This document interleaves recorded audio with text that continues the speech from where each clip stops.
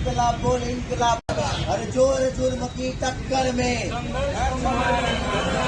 अरे जोर जुल्म की टक्कर में। સાબરકાંઠા અને અરવલ્લી જિલ્લાના ગ્રામ્ય વિસ્તારમાં 530 પોસ્ટ ઓફિસ આવેલી છે, જેમાં 830 જેટલા ગ્રામ્ય ડાક સેવકો ફરજ બજાવે છે।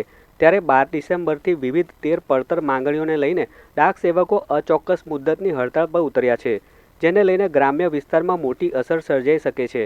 હિંમતનગરમાં આવેલ મુખ્ય પોસ્ટ ઓફિસ ખાતે ગ્રામ્ય વિસ્તારના નેશનલ યુનિયન ગ્રામ્ય ડાક સેવક અને ઓલ ઇન્ડિયા ગ્રામ સેવક યુનિયન હેઠળ અચોક્કસ મુદ્દતની હડતાળ પર ઉતરેલા 50થી વધુ ડાક સેવકોએ ધરણા પ્રદર્શન કર્યું હતું। જો કે તેઓની માંગ સ્વીકારવામાં નહીં આવે તો આગામી દિવસોમાં ગાંધી ચિંધ્યા માર્ગે આંદોલન કરવાની ચીમકી ઉચ્ચારવામાં આવી હતી। સાબરકાંઠા ડિવિઝનના સાબરકાંઠા અને અરવલ્લી જિલ્લાના બંને જિલ્લાના જીડીએસ ભાઈઓની વર્ષો જૂની માગણીઓ મારી છે।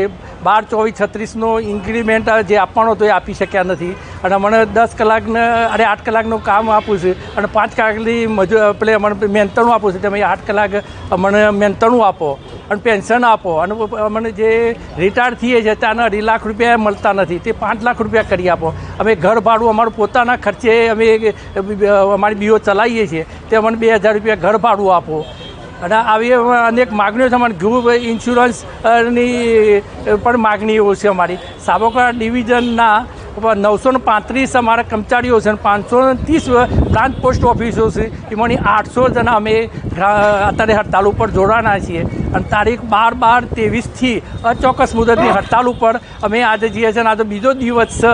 તે મને આજે 70-90% જેવી સંખ્યા અમારી સાથે છે, કાલે અમારે 100% થશે એવી અમને ખાતરી છે અને દરેક અમારા સાથે કર્મચારીઓ છે।